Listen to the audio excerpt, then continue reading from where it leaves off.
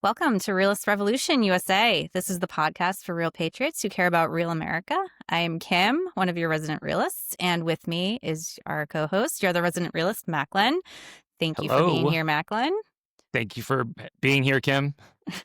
You are very welcome. Today, we're going to get real about school boards. We have a great guest with us. Her name is Samantha. And can you tell us a little bit? You are obviously a school board member in the town where you live. And can you tell us what made you want to become a school board member in the first place? Yeah, so I have children that are in our public school system. And I think really for me, what got my interest in it is hearing a lot of people in our town complain about it. And it just kind of sparked an interest to me where I was like, okay, well, that's interesting. I need to learn more about that. So I started attending school board meetings. And unfortunately, at the time, um, there was a couple of related people on the board and they were not nice to each other, which I think just caused more friction. So I was ready to like it inspired me to want to get on the board and just be involved. So luckily one of those board members resigned. So I put in my letter of interest and the rest is history, I guess. And before Awesome. you officially joined or even decided to become a member, what was your impression of your town school board or school boards in general? Did it have a positive reputation in your mind? Was it something that you were predisposed to judge or look down on? So I think for me, I thought I guess I looked at the school board in high regard, but that's mainly due to my mom being a part of it when I was in the public school system in our town. So I saw her efforts, and even though I never attended a meeting that she was a part of, having her be part of it just automatically meant it was a good thing. So that was kind of my main concept. But then as I attended the actual meetings myself as an adult and a parent, it was it was a little bit eye-opening, I would say, just to see how it was run and the conversations that were had, and yeah, I think that's about it. Could you elaborate on eye opening? Well, I think first so the main thing was that there were 2 school board members, like, there was basically 1 school board member who listened to the complaints of everybody in our town and used that as fuel to basically cause friction among the rest of the board. So it was basically like our board was trying to swim upstream because they could never be collaborative and work together as to for what was best for our school system, Mm. which was extremely frustrating to witness. How many members are there on your school board? So we have a really unique situation, I guess I would say. So we actually have 5 school board members. We overlook 2 schools. We have a junior high school and we have an elementary school, but we're also part of a bigger district. And that district has, in addition to those 2 schools, it has a K through 8 school in a separate town and a K through 6 school in a separate town.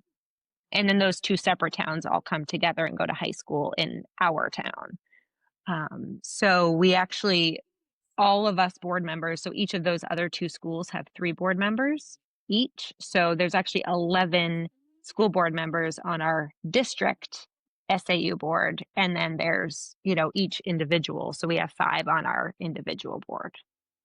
Okay, cool.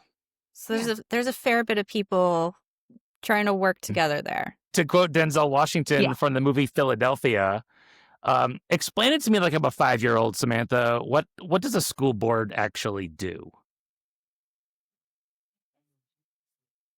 So the main jobs of a school board member are to set policies for schools to follow, to overview the financial budget and approve the budget that runs the school. We also we see oversight. Have oversight over the superintendent that runs the school. So in our district, the superintendent covers all 4 buildings. So the SAU board kind of oversees the superintendent position. Um, but we're also responsible for kind of, I guess I would call it like academic accountability. So talking about curriculum among the schools, and kind of educational related matters in that sense. I mean, we don't do the work ourselves, but we're kind of responsible for the direction, I guess I would say. Um, yeah, I think that's pretty much it. Do you also play a role in employment decisions? Yes and no. So the superintendent is the one who in our district, the superintendent is the one who actually does all of the hiring and firing, but we're the ones that are responsible for saying yes or no. But they'll bring the candidates to Okay. us. And then, so we aren't necessarily a part of the hiring process, but they bring the candidates to us or, potential fires or anything. Those issues come to us to discuss. And then we're the ones that make that final vote. What is that relationship like? So the superintendent working hand in hand with the school board, hopefully hand in hand with the school board. Yeah. um, are are there any issues that can arise if there's disagreements about policy and implementation? Like who would end up having the final say in for lack of a better term, disagreement on something like that? So the board would have that final say because it's their schools. They're the governance of the entire school, right? So Okay, the superintendent works for them. I like it. Okay. Yeah. Talk to us a little more about your personal journey. You mentioned that you wrote a letter of interest, I believe is how you phrased it. What was the rest of that Mhm. process like for you formally joining the school board? So they had to publicly announce that there was a resignation. So the remainder of this individual's term was then kind of up for grabs in a way. So you wrote a letter of interest, which the school board received. They would review the letter of interest and then, as a board, decide which of those individuals would be who would choose to take that person's spot. So I joined in the month of in January, but elections are held in March. So I actually was only covering his role until March.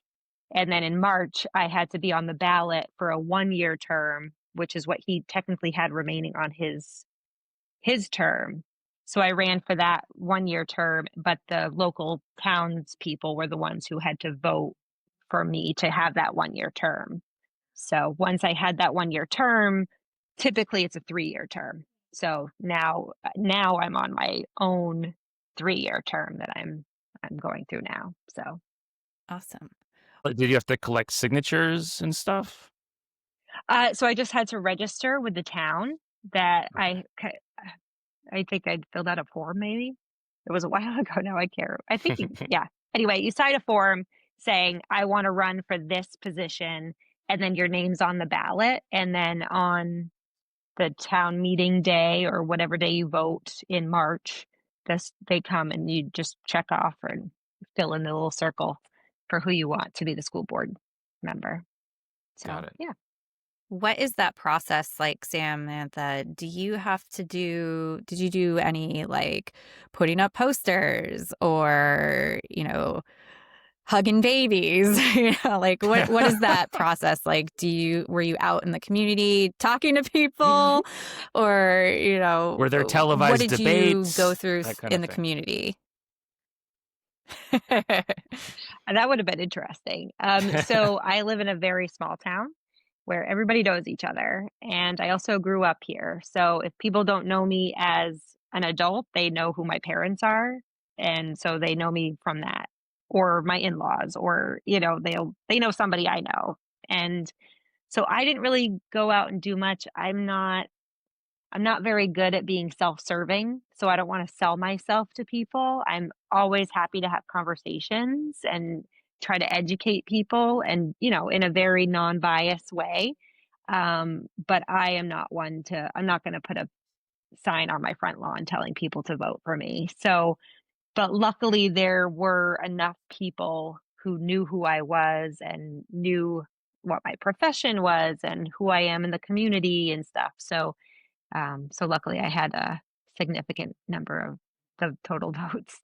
But but leading up to that, a friend of mine and we started a Facebook page, which has since kind of died out. But at the time, we wanted people to learn more about how the budget process works and what certain terms are, like an unreserved fund balance, and how in our state, how you can't keep that money if you're a school and things like that. So we kind of put this out there as like an informational thing to kind of gather people's knowledge, to help them understand. So people joined, and I was the one that was posting about these things. So they also knew that I had a general idea of what I was talking about, right? So I think that kind of helped too. I wasn't doing it because I wanted people to vote for me. I was doing it because I genuinely wanted people to know how this process works. So Wow, I think you that's a just great way to get people to support you is just being offering resources and offering information as a form of leadership. Go ahead, Kim. Sorry, I cut you off. No, no worries. I was going to say, so you just spoke about budgeting specifically. I feel like I have heard this in my community also. There's the argument from a lot of older people or people who don't have kids that they shouldn't have to pay taxes to support the schools. Um, have you had to deal with any pushback on funding of the schools in your district? And if so, how have you or the board approached those conversations? So, very much so. We have heard a lot of complaints. People tend to think that because things cost a lot of money, it just naturally means that we're not being fiscally responsible, which is very frustrating. So, in our state, we are ranked dead last on our state funding for public education, and because of that, the what pays for our schools is the local taxpayers through real estate taxes, because I also live in a state where there is no income tax. So, the burden falls heavily on those local taxpayers. And especially if you live in areas that are economically depressed or have a high population of senior citizens, I mean, they're on a fixed income, which just adds to those complaints because they don't, uh, they're naturally going to complain because as the prices go up, they don't have a way to offset that increase, right? So, but they just think we're being fiscally irresponsible, which is really frustrating. But we're also, we obviously do the best that we can, but we're also obligated to educate every single student who is part of our town, right? Whether they go to school here or not, if they have to go to a special place, like we're still responsible, like a special education situation, we're still responsible for those individuals because they're a resident of our town. So we have to pay for that education, even if it's somewhere else, and we have no control over that cost. This That's got might to be be a really tricky frustrating. question to answer, but can you think of an example of a big ticket item for a school on a budget that the average non-parent might look at and say, "Oh, do you really need to spend so much money on that?" Um, and then could you talk about like what that item would look like if it was cut and if you didn't fund it? Does that make sense? Yeah, so you're looking for an example of something a non-parent might question on the like as a line item on the Yeah, budget? Yeah. exactly. And then talk about what the ramifications would be if you actually didn't fund that thing. Yeah. Try to think of an easy example. I think it's difficult because first and foremost, I think probably 83% of our budget is payroll. Right. So you cut people, you're cutting something, right? So maybe an example is in our school this year. So typically it's a pretty small school. So in the elementary school, most grades have one teacher for the entire grade. So you have one kindergarten teacher and one fifth grade teacher for all kids, and that might be 15 kids, it might be 25 kids, right? So it kind of varies. But the way that our elementary school tried to set up their curriculum was that they found that splitting the kids when they are in first grade into two smaller classes did a lot to help them be lifelong learners because they were able to dive deeper into reading and writing at that age, which helped them when they got into third grade to recognize they really did know how to read and not just, oh, I remember like memorizing words, right? So teachers could just dive deeper into their education and providing the students with meeting them where they were at in such a crucial time of the child's life.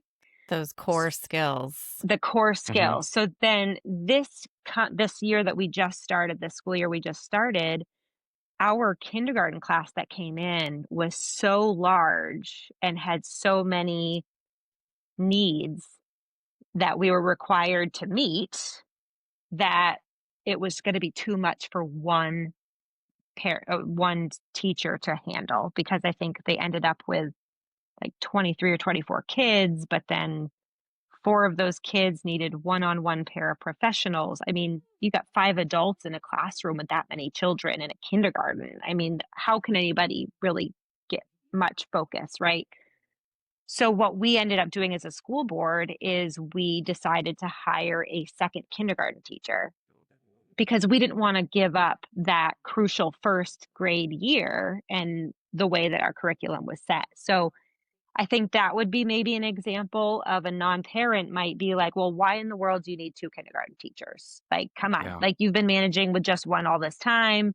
I think you're fine. Or fine, move one of your first grade teachers and have everybody in first grade. Well, now you have a first grade teacher who's supposed to have, 10 kids that she's really diving deep with their learning, but instead now she has 22. Yeah.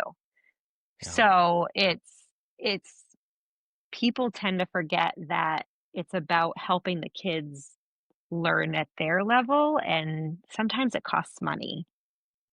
But I'd say the payroll thing is the hardest part, right? Because so many people are like, well, cut supplies. It's like, well, supplies make such a small amount, Mm. that I mean, we try to do it the best that we can, but I mean, they also need supplies in order to provide things for the kids to do. Yeah. So, yeah. I would think too, like, even if you don't have kids or your kids are grown and have already been through the school system, wouldn't you want the kids in your community to grow up who will be able to do things like taking care of you? Don't you want them to be competent human beings? Like, you want them to grow up and be smart enough to become nurses in your community, to become the educators who are going to teach the next generation, Mhm. to Yeah. become, doctors and lawyers and all these Plumbers, things. Yes. plumbers and Yeah, electricians, exactly. trade schools, Yeah. all those things need to be fed back into a community in order for it to survive. Exactly. And if you don't invest in kids when they're young, they're not going to have those core skills, like you were saying, um, you know, developed enough to really put them on a trajectory to be successful in the long Yes. run. Yeah, exactly. Man. Speaking of a community, what's it like? It's so much fun. So much fun. What's it like being a member of your community when you are not doing school board related things? You're just out at the grocery store or the post office, and there's something contentious happening revolving around the school board. Has that affected your relationships, friendships, comfort, or safety in your own community? Thankfully, it hasn't had much of an effect.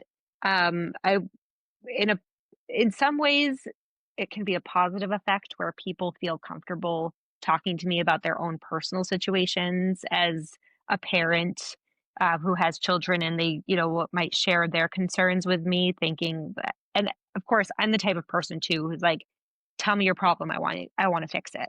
Right. So, and that can be hard to do as a school board member because they might tell me something, but I have really no control over it, which could be difficult. And a very basic example of that would be a parent who is complaining about their child's playtime on a soccer team or a basketball team. It's like, Mm. well, I get it, but there is an athletic policy that states, and there's proper channels to follow, and going directly to a school board member with your complaints just isn't the proper channels, but which is fine. I feel good that people are comfortable coming to me with their concerns because it makes me more aware of things that are going on so that I can ask the right questions at the right time. But I think overall, it's been a pretty positive experience. I have had a situation where I have voiced my personal opinion and I have been treated poorly by an individual because of that, which I think 100% is on that individual. I mean, we're adults, right? Like we should be able to have our difference of opinions. And treating me like we were in junior high just isn't. So it's very frustrating, but um, that's them. Let them be that way, right? And I'll continue to fight for what I think is right because that's what I'm there for, right? Like people elect me to have my voice heard, so I'll continue to have my voice heard. I was just going to say, how much do your personal opinions and feelings play into overall school board decisions? Um, or are you supposed to be like completely unbiased in every way when you're making decisions as a board collectively? I think we try to be as unbiased as possible. I am very much a communicator, so I will be the first to admit when I think I'm too close to something. For example, discussing the kindergarten and first grade topic earlier, my child was going into first grade and I didn't want them to not have the first grade experience, right? Like, and I'm the first to admit it. And I said it right out loud at our meeting and just said, obviously, this directly impacts my child. So I'm going to want this. But just in general, we have our principal and we have our superintendent coming to us and saying, this would be nice if we could do it. Well, I've got to trust their opinion too, right? So that's why we have 5 board members, right? Like I'm one person, and if I'm too close to it, I can remove myself, and the other 4 board members can vote accordingly. That's good to hear because I feel like in a lot of places it probably is based on personal opinions are driving people to push for certain things, which of course is going to, as you said, it's going to happen, no matter what, because if it's something that matters to you, you're passionate about it, you're going to say something about it. Right. But it's good to hear that you and hopefully all of your other members are cognizant of the fact that, okay, maybe I might be a little too close to this, so I need other people to chime in here. Yeah. And I think that's hard to do. I think some people could do it.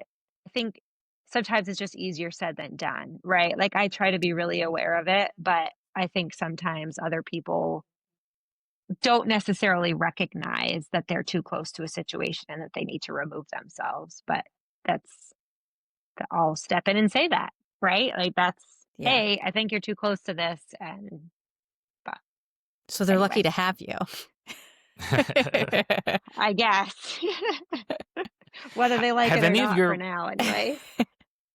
have any of your personal opinions changed or evolved since joining the school board? Maybe something that you used to feel differently about, and now that you're on the inside and you see some inner workings that you've either changed your opinion or maybe you've gotten even more solidified in your opinion because of your experience.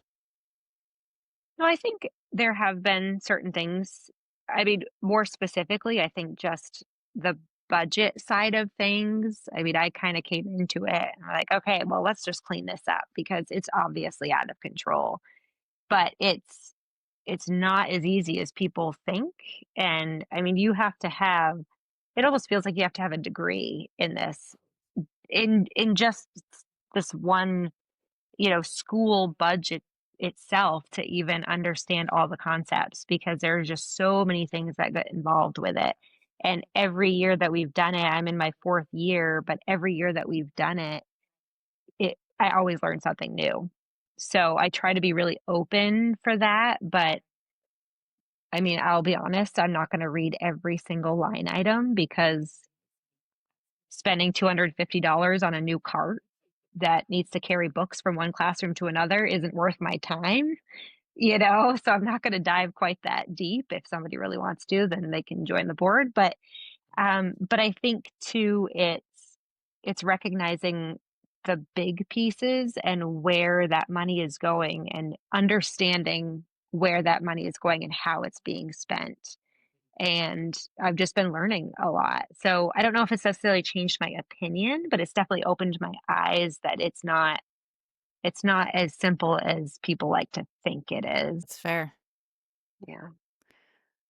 Speaking of uh, parts that you have control over or sometimes not control over, do school boards in different places have different amounts of power over the schools that they preside over? Um, like, what are some of the things that your school board has the power to do in your schools? Like, if you guys collectively came together or your community came together and said, hey, we think there should be a real push for, home ec to come back or, shop class. Is that something that your board has the power to change in the curriculum? Yes, I would say so. I think we would have to figure out a way to pay for it would be the first thing, right? But I think so in a small town like the one that I live in, having we have a little bit more control, I would say. I think if you get into the bigger areas, you get into the cities with a much higher population, much bigger population in their school system, I would imagine that the school board oversees committees and that level of decision making probably isn't happening at the school board level, but probably at the committee level. And I would think that the school board is part of committees. Like even in our small town, we have school board committees. Often they're made up of school board members from the various schools and not just our one school, because we want it to kind of be consistent across the entire district. But I would think you'd see a similar thing in a city where you have a much higher student body because there's no way that unless it's a full-time job, right? How could a school board member possibly have time to oversee all that for so many kids? So I think to be said in a small town like mine, if we did want to bring that back, then we could. An example of that for us would be in our state, they require competency based education. And so we decided as a board that while we are obviously required to follow the competency based education, we wanted to also have it be a little bit more reflective of the traditional grading system. So we actually kind of revamped, I say we, the school with our approval, revamped the entire grading curriculum this year with to be more in line as to what we wanted as a board while still being in line with the state requirements. So Wow. you're saying, I just want to clarify for anybody who is not familiar. So competency based is more of a, uh, do you meet this requirement? Have you shown that you understand the material as opposed to when you say more traditional, like an A is 90 to 100, a B is 80 to 90. That's the sort of thing you're talking about, right? Yes. Yeah. Yeah. Gotcha. Yeah. Yeah. Interesting. Okay. So you mentioned that there could be school board members. Could be a scenario where they might get paid. Do you get paid to be on the school board at all? Do you get like a stipend or anything? I do. Yep. I get a stipend. Okay. And it is, I mean, we're essentially volunteering our time. I would volunteer. I do not need to get paid. That is what the policy is set at for, I think it just has been that way forever. But I think it would have to equate to, oh gosh, I don't know. I can't do that math quickly in my head. Like maybe $50 a week, maybe 30. Like it's, we're volunteering our time for sure, but we do receive a small stipend. Yeah. Gotcha. Okay. Because I was curious about that too before we met. So I looked it up because I wasn't sure if school board members do receive salaries anywhere. And it turned out that yes, in likelihood, uh, much bigger school. Systems Districts? Thank you. or Yeah, school districts. Yeah. districts, school systems, that they do get. There are some school board members who do get salaries or stipends, or they are paid per diem payments for like each meeting they attend. Um, yeah, so I wasn't sure if that was something in a smaller place where do you get anything at all, or is it purely Yeah. volunteer basis? And it is a warrant article in our town meetings. So the town does vote on our pay Mm. as well. So that is Interesting. something that they set each year during the town meeting.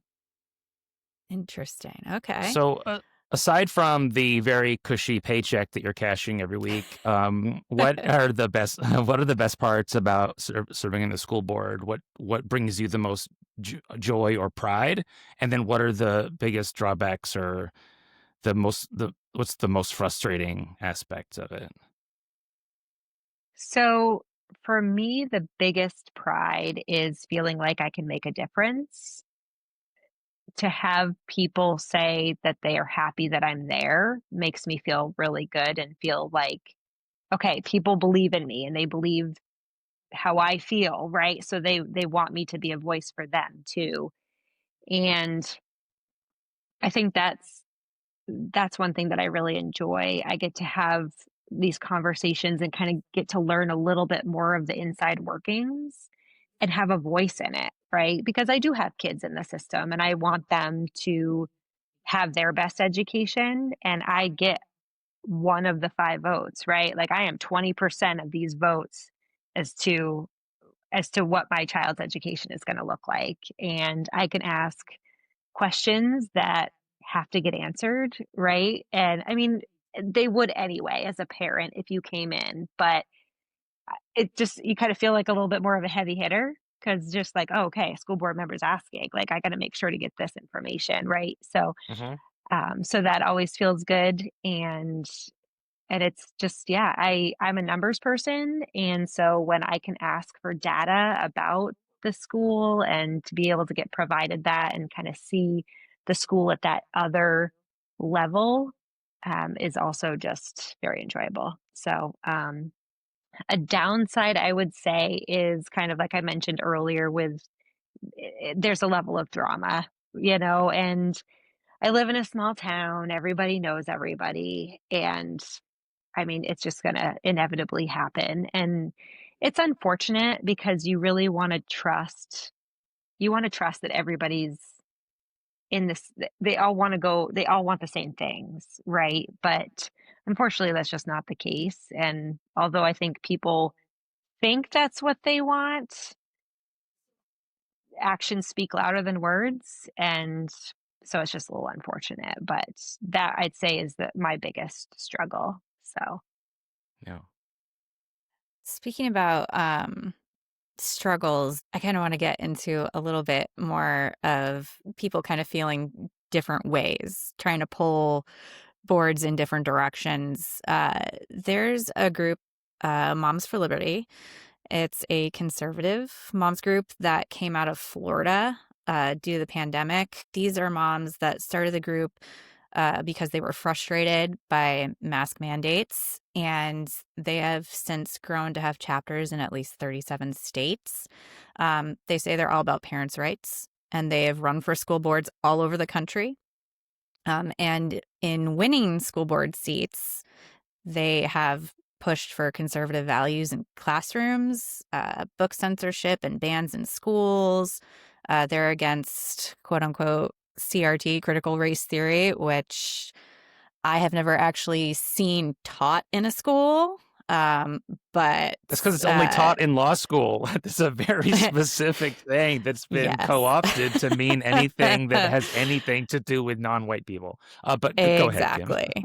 Yes. But do you have any folks in your community or on your board who support either Moms for Liberty or who are pushing for those same types of things?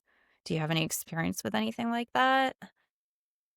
So it's interesting because I I don't know if I had ever heard of them, actually. So, which I'm kind of glad because that means that nobody in my in our school board is in support of them, at least not out loud. So I went to their website because I was like, okay, what is this all about? I gotta go check this out. And it was very, very interesting. So at first I was just like, okay, this is interesting. But so I also prepared, I have experience preparing a nonprofit tax return. Like that's kind of my wheelhouse. I'm a CPA. So I went and actually looked at their tax returns and found that that's what I do, right? Because Amazing. they're a nonprofit organization that is public Interesting. information. So there's a couple of things that I noticed. Actually, there's a lot of things that I noticed, but there's the same three board of directors for, they have multiple organizations. They have a 5014 organization, a 501c3 organization, and then they have these 527 tax exempt organizations, which are all designed specifically for political campaigns. So they're all intertwined, but the 501c4 and the 501c3 nonprofit organizations are run by the same three people.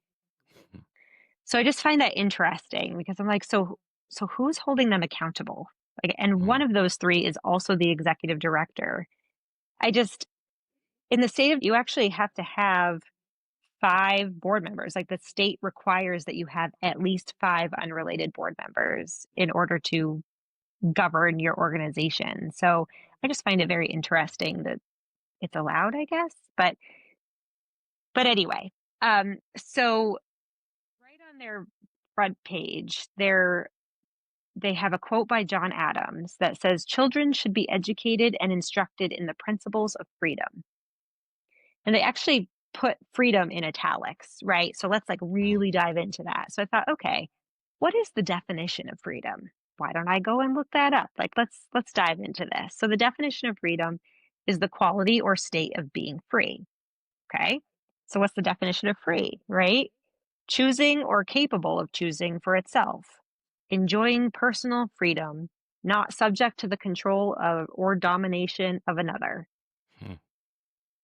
And I just thought that was really interesting because we're talking about children, right? So, first of all, John Adams, I mean, it's been what, 250 years at this point? So, do we really need to quote somebody from 250 years ago when our country was not our country it is today? Like, so I struggle with that.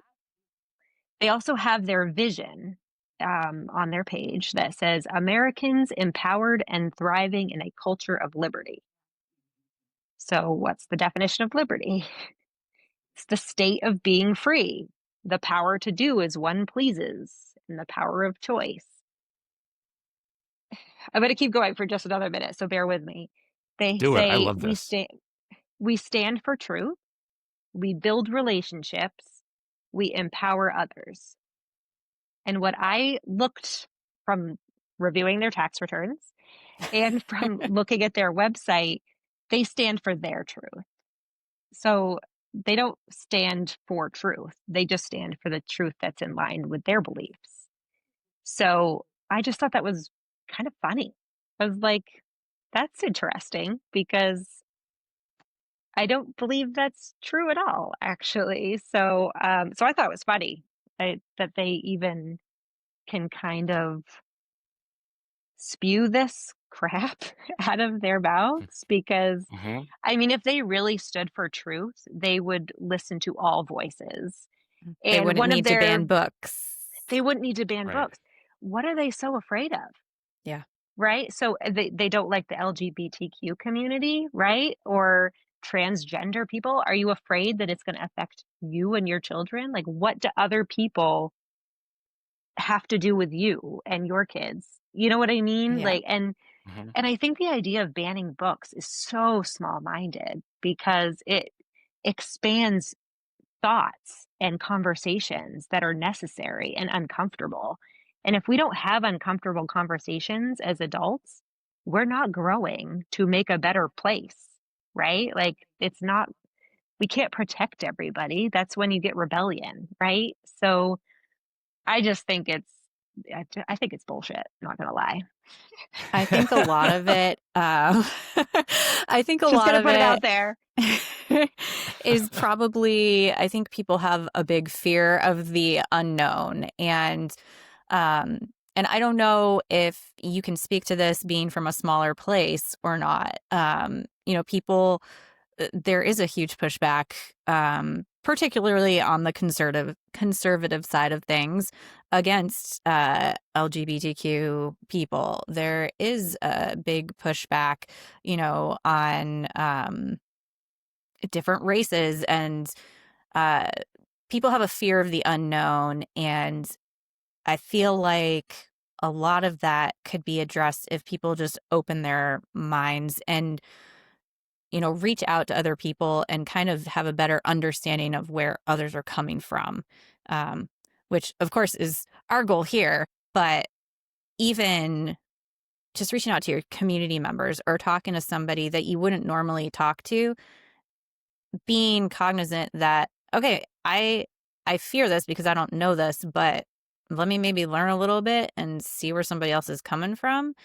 I think that would go a long way to, uh, this is kind of getting off of school boards, but, I think a lot of this stuff is, as was mentioned earlier, done under the guise of everything, being for the kids. And unless the adults in this world start to kind of come together and figure our crud out, the kids are the ones who are going to suffer.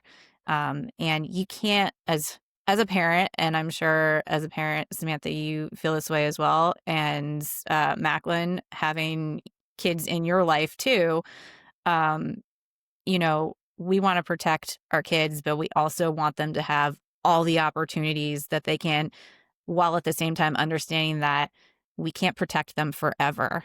And they're going to have to go out into the world and understand that not everybody's going to agree with you.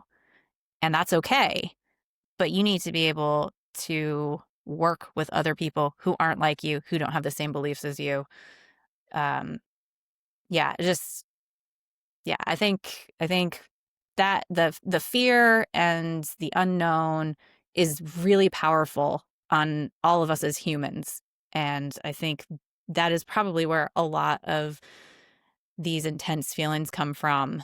Um, I know there's a Yeah. big push, especially now, for religious things to come into schools, public schools in particular, which is a whole other issue. But um, I think that is a lot of the deep-seated down in your gut and your heart, not knowing something well enough to trust it, I think is where a lot of it comes from.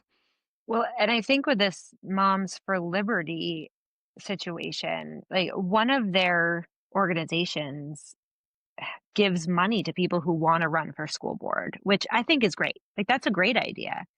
But my question of it, and I don't have an answer to it, is do they pick and choose?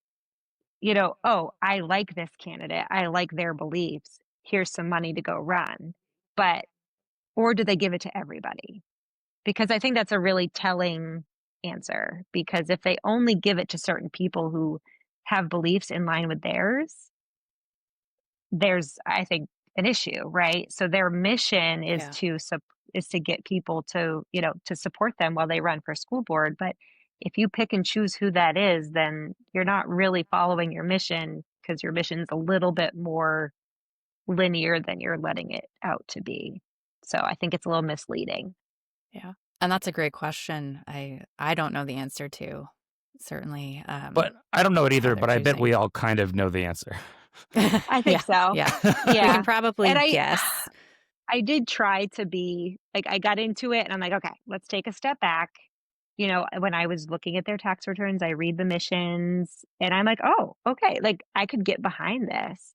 But then you dive a little deeper and you read more about it and you're like, actually, no, like I think kids should read books that make them super uncomfortable because maybe by showing kids that maybe that teaches them some level of empathy that they're Right. not going to get otherwise. And maybe they won't go shoot up a school or, it's anyway. Yeah. Yeah, there's a difference between your child being unsafe and being uncomfortable. Yeah. Yeah.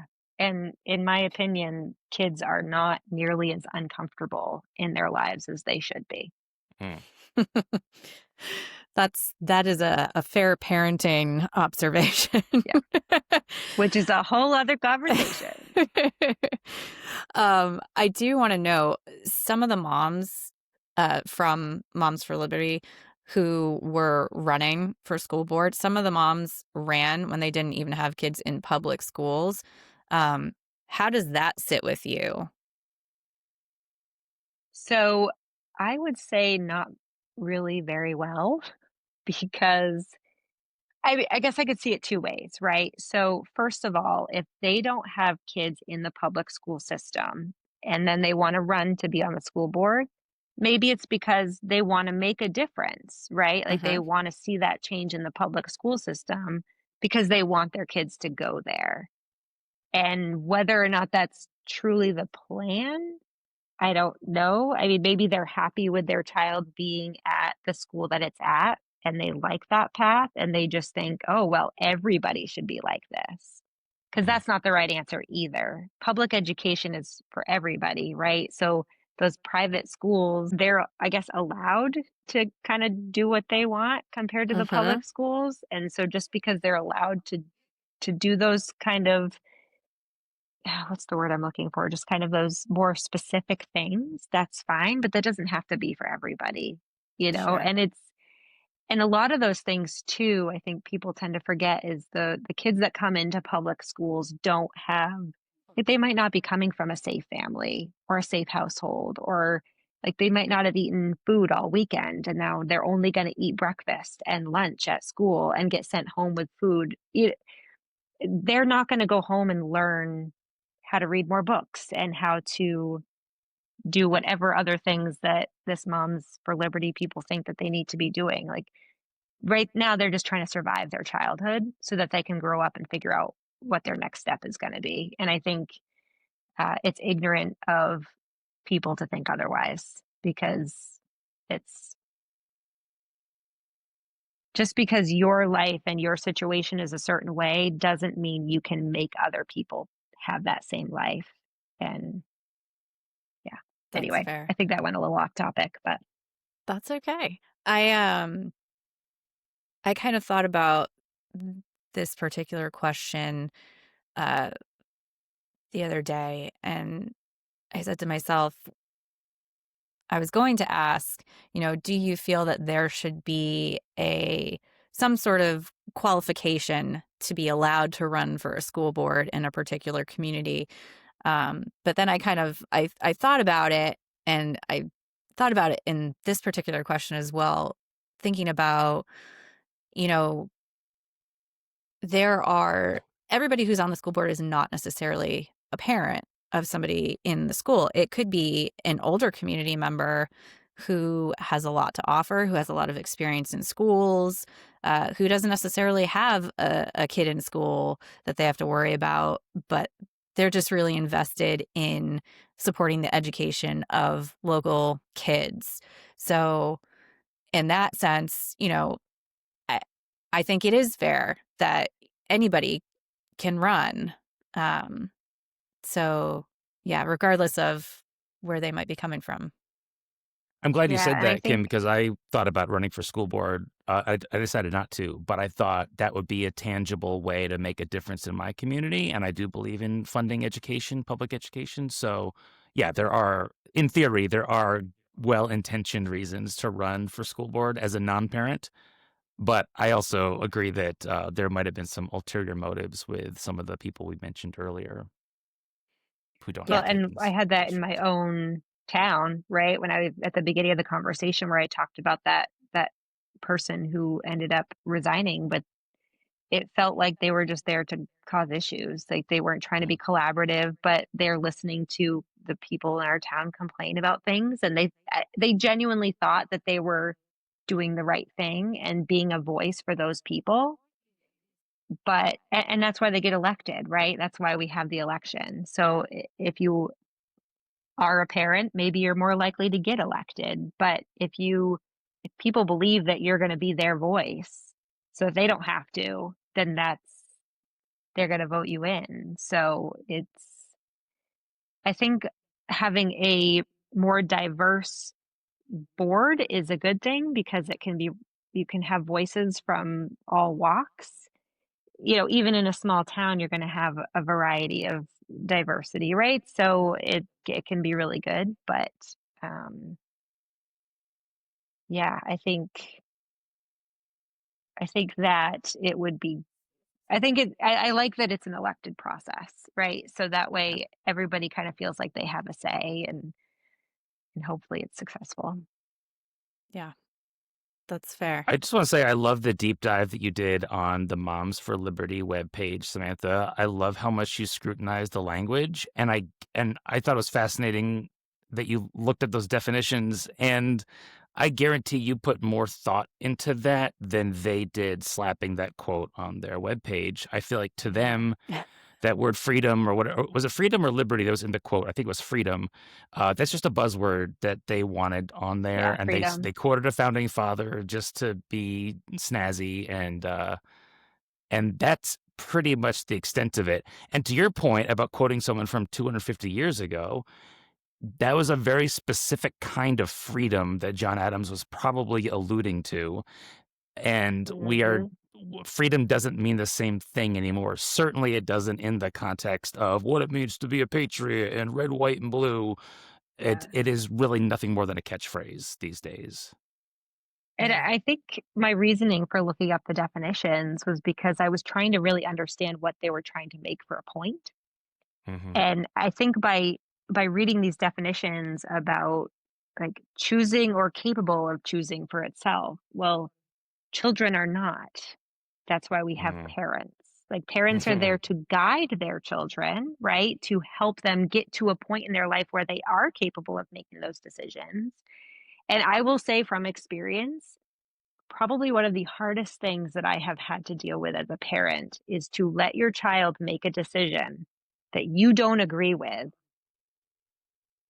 and let them figure it out and have to settle with the disappointment of them not succeed, like of their failures or their succeeding, right? So, but that's what parenting should be. So it's not giving children freedom to do whatever the heck they want to, because that's Hmm. not the right answer, but it's teaching them, it's guiding them to make those decisions for themselves for the betterment of not just themselves, but for their community and for the people that live in it. It's it should never be just about, okay, my kid. It's never about one single person. It should always be about the thought of the community in which they live and what's better for everybody. I think that's probably why you are a good school board member, Samantha. I think it's because you have that level of care, not only for your own kids, but also all the other kids that are living it with them. Like Hmm. you have that drive to give them opportunities, to have them set up to have opportunities presented where they can fail. And let's be honest, school is supposed to be a place where kids learn. Learning is about trying things out, failing, and then figuring out how to get back up and readdress that same issue or, try something else or figure out what you like, what you don't like. And these are all things that are really important, I think, especially when we get into school boards and how they control the curriculum and, all of those little things that kind of add up to all the things that a school board has sway over. So Hmm. I think it's important that there are people like you who are on school boards who are really there because you're thinking about what do these kids need. Yeah. And I Sounds know like you're you have. not one to sell yourself, but could you say a proudest moment that you've had on school board, Samantha? What's a really proud moment that you remember fondly, or an accomplishment? Yeah. Um, I guess a proud moment for me, I guess I had to have a proud moment and an accomplishment, which I could be proud of. But a proud moment for me would be my very first town meeting that I was a school board member. I wrote a speech and in front of, 250 townspeople, I got up there and spoke about what the school meant as a community and why we should all be working together, and that the school board is not a sole entity, and that we're on behalf of everybody in our organization, or not our organization, but our town. So we can't be your voices if we don't hear your voices, right? So that was a really proud moment for me, just because I think that I was able to pull some people in to understand how I felt and what I wanted to accomplish. They could feel that I was invested, and they could feel my passion for the community, and so that felt really good. But also, I think an accomplishment is we do a lot of data collecting, which I know everybody's like, oh, we're just testing all the time. We're testing the kids, and we shouldn't teach to test, which we shouldn't. But part of the reason that we are testing these kids is because it shows us where they need help in their education. So we do that at our elementary school, but we hadn't been doing it in our junior high school, and our junior high and middle and high school. There we go. And I was the one who's like, why aren't we doing this? Where is the data? And so they've started collecting it, and now we have a baseline year, and now we're going into a second year where we can really start to deep dive into the different grades and where kids are at to help them and support them. Because there might be a kid who's so good at math, but really not great at English. Well, they would just get pushed along. But now we have data that shows, okay, this level is not being understood. Let's revamp this. Let's adapt our teaching so that we can teach these kids in a way that they understand, so that they can be successful students. So that was a really proud moment for me to be able to ask that question as a school board member, to look for that and be able to be provided that moving forward, because I think it'll be really great. That's awesome. Is there anything else that that's on your mind that you want to share about school board, or anything about the process of getting on the school board? Anything that you want to share kind of before we close our conversation? I think I think the only thing that I would say to the listeners is that if you are debating on running for school board, or even just have any basic interest, make the time to go and listen, because you might either find that you're like, yeah, no, I think things are okay. Or you might be like, you know what, I think this could be better.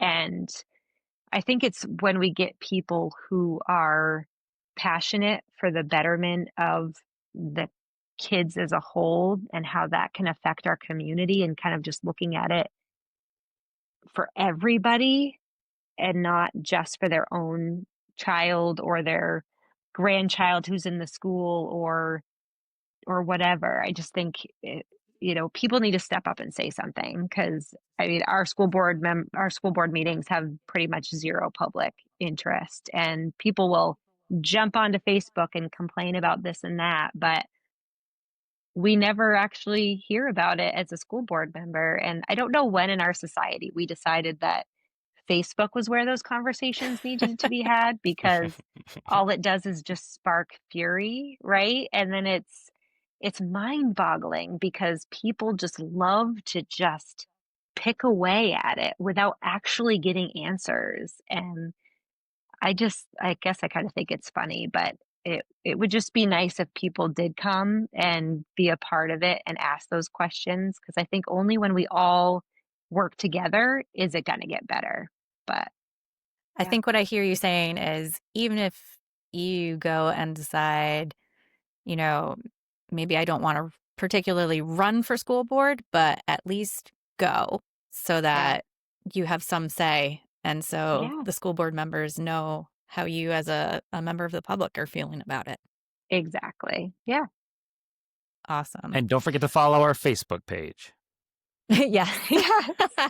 Yes. Don't forget about that. Yes. You could go and complain all you want there, right? Yep. Just let us have it. It's all good. Take it all.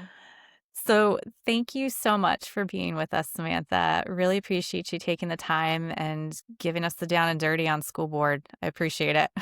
Yeah. Well, thanks for having me, guys. Always, Absolutely. always good conversation. Thank Definitely. you. So until next episode, everybody, keep it real.